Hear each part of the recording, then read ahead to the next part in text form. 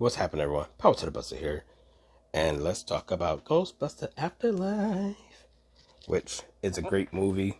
I know it's pretty much a love letter to Egon and the fans, but I also think it's a redemption and giving Winston, aka Ernie Hudson, his props and dues after everything that went down, because that guy talent was so extraordinary. I mean, to be with the legends and, hold his own. His comedy timing is dead on, and people seem to just sleep on that. But anyway, you guys should know by now, everybody's in a movie except Rick Moranis. So I'm about to get into spoilers. So if anyone don't want to be spoiled, go check out the movie, come back. As in, for you guys who have seen the movie, yeah, man, I dug it. I love the movie. My only issue, well, I can't say only issue. There's a lot of issues. So, yeah, again, it's Jason Reitman's movie. From what I understand, this is not his type of movie. So, giving him leeway from that being the case. Yeah, this movie's awesome. First half pretty much start off as serious, grounded, gritty, rugged Ghostbuster film. Then it turned to a family film where you got to meet the characters and everything. Afterwards, turned into a Ghostbuster movie. Unfortunately, pretty much the movie we already seen from Ghostbusters 1. A lot of people complained about Ghostbusters 2 not being mentioned. The toaster was in there. Watch Adam Savage tour of the house they built. The toaster box is there. Raise the Cult is there. Just because they didn't mention it, just because they didn't mention Vigo or whatever, doesn't mean it didn't happen. But anyway, again, awesome movie. I'm going to start off with some problems. First of all, how the hell did the guys get there? Like Peter, Ray, and Winston. How did they get there? I honestly feel like the scenes were cut and shot and was missing.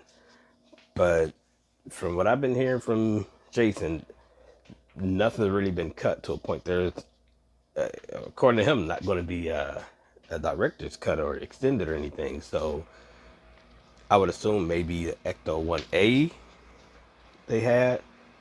I don't know. I don't know. I also wonder what they packs look like compared to Egon's. And how did they have packs if Egon supposedly took everything, wiped them out? On top of that, there's the Starbucks flaw, which I chucked that up to maybe Winston told him it was a Starbucks and he just never went to check. And it was still being paid for under Winston because he got his Tony Stark thing going where he's running the show. Because in the end, he came in late and it ended up being him as pretty much the last Ghostbuster who's keeping everything together, which is awesome. And again, he got fucked over on posters and everything else, so it's been well overdue.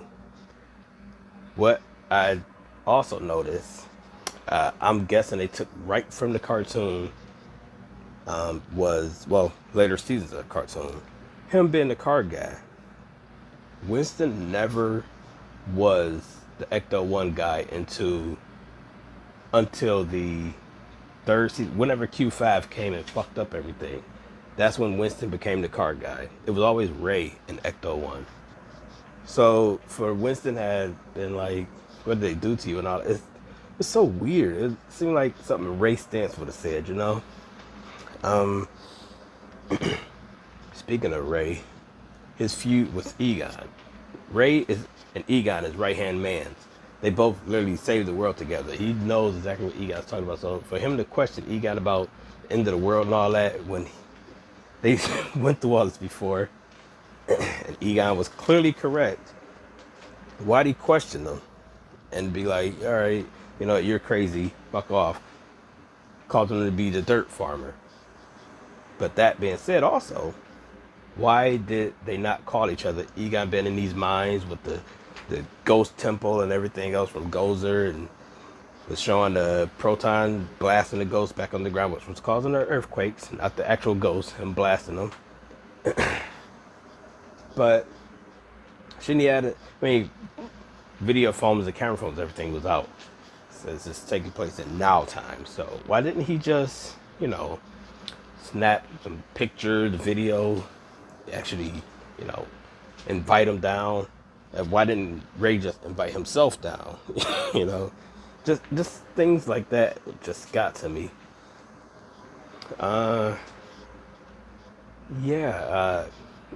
Speaking of Egon, his ghost, it was touching and everything.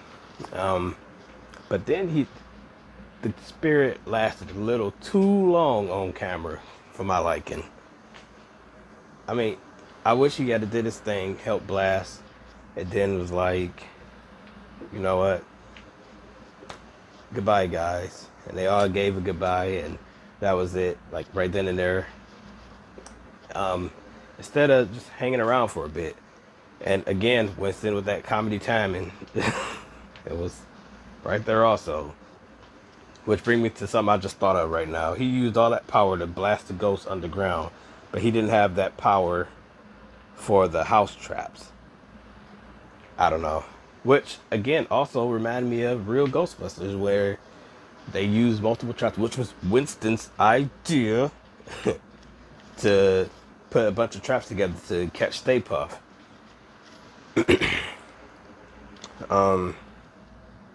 Another issue I had was the montage.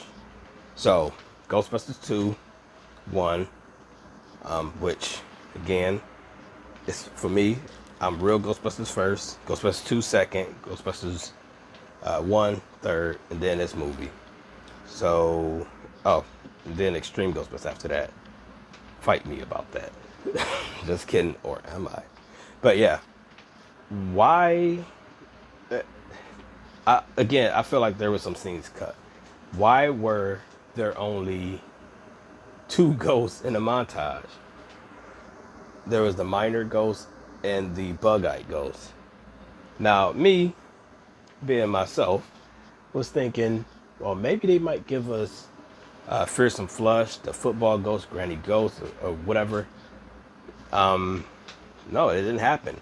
I'm sitting here expecting, when all the ghosts come out, I'm like, oh man, it's getting real. And so everybody like, yeah, I know, right? I'm expecting like a scene where someone going to the bathroom stall, then teeth and eyes pop out, but they don't show what happens. And like the football team is playing, and then a random football ghost, the tombstone tackle show up. You know, stuff like that. I'm thinking all of that's going to happen. Nope. Nope, we didn't get none of that. Just got the 2 ghosts. We couldn't even get ghosts like Slimer flying around. It could have at least been ghosts like in the background or something. But no, we didn't get none of that. So yeah, I was beyond disappointed with that part. I'm sorry. I hate that part, y'all. Man. And the other issue is we got Gozer again. She looked at sweet. I love their effects. Beautiful character.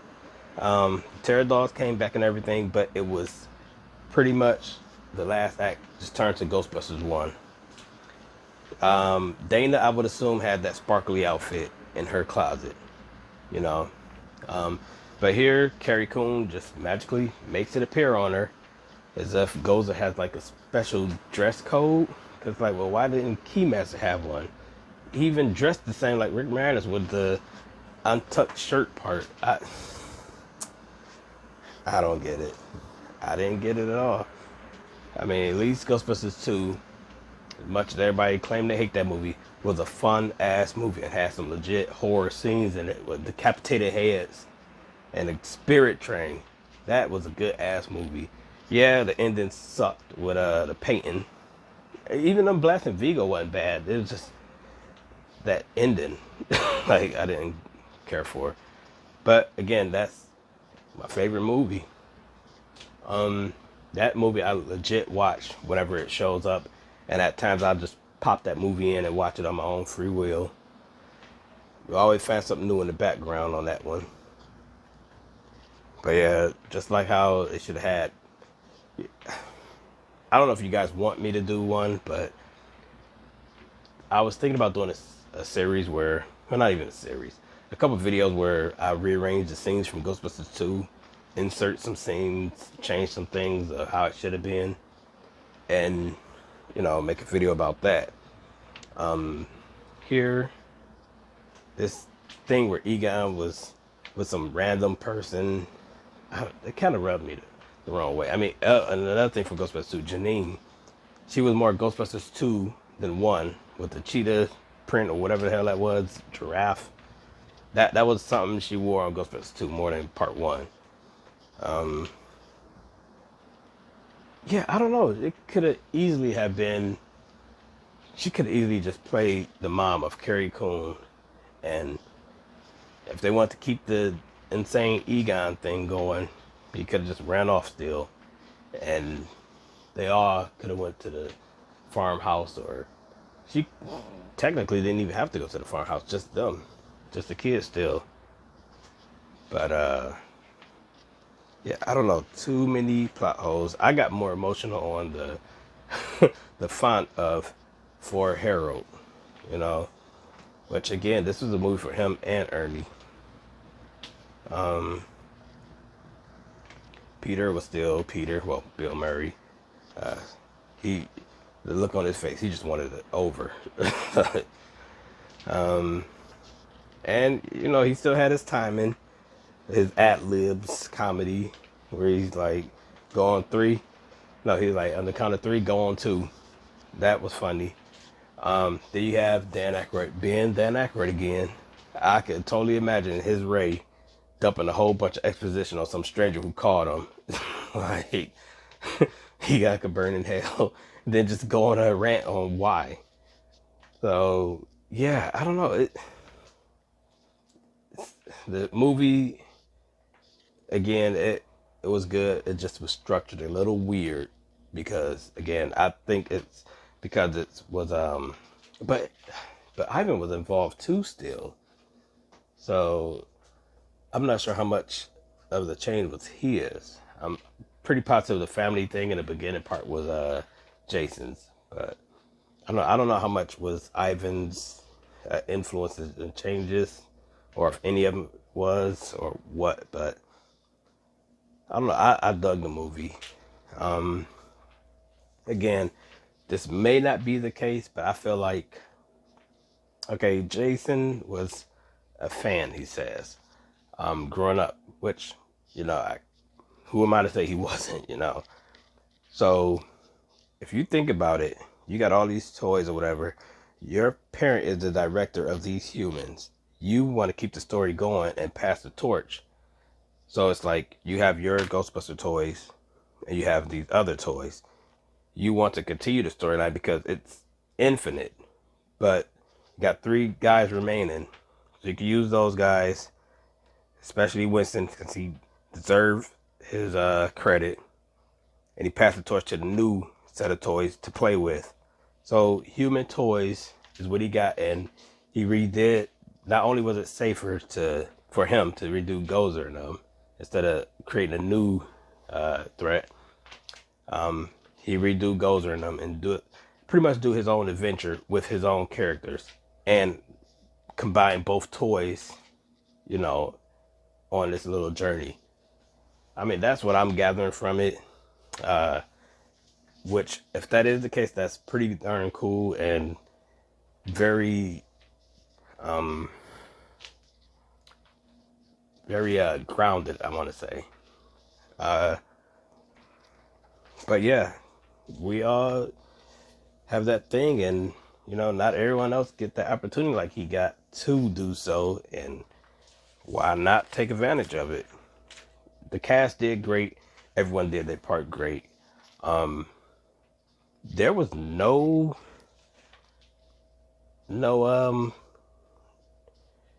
you know how in Power Rangers and all these other franchises there's always that weak link.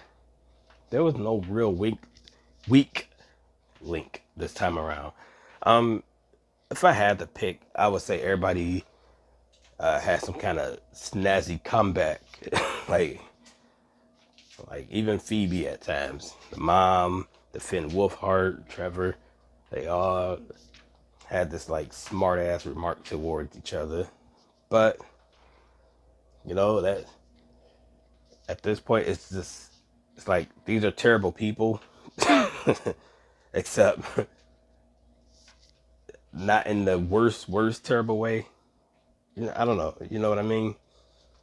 But yeah, whatever the case, I enjoyed the movie. I highly invite you guys to go check it out second, third time because I want this movie to succeed.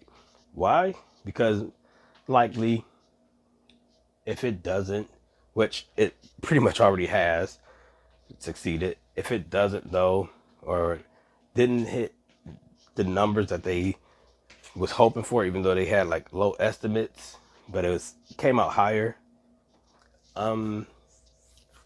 we might not get another shot at the Ghostbusters. I mean, yeah, the HasLab Proton Pack says a lot, but you know, again, I'm in it for the merch. I want real Ghostbusters merch. Yeah, I know there's the movie stuff. Me personally, I'm burned out on it. I got the movie, everything, socks, everything. But I want stuff based off the animated series. I want that team to continue because honestly, to me, the cartoon team, even though it's been canceled years on end, is the only true continuation with the toys and everything. Because just like with the movie, you could just keep going on with your imagination, your storylines or whatnot. That team is timeless. Just don't let Q5 into your imaginations and fuck it up. So, yeah, again, I loved everything about this movie. Yeah, it was rough. I sound like I was bagging on it a little bit, but I'm not. Again, this is the first. If they do another one and it's the same, then I guess that would be a more worse of a bag. But yeah, it's just me giving out some positive criticisms, you know. And again, it was the first, so I would assume the next one would learn from whatever mistakes was in this one. Which, by whatever mistakes, I mean this one. And I don't like Muncher. I'm sorry. It was hilarious when he sprayed the water on him from the hydrant, but I just cannot get into that character. I'm just not feeling Muncher as like the new Slimer. So yeah, I mean that again, this movie just took everything. You had your Slimer, you had your Gatekeeper Keymaster thing, you had your Gozer, you had instead of big Stay Puffs, you had mini Stay Puffs. I'm not feeling the mini puffs either. Yeah. But again, that being said, go out and see this movie again. So we get some real Ghostbusters merch. Even if it's by Super 7 and I'm in my 50s by the time I see the end of those where all four of the guys release.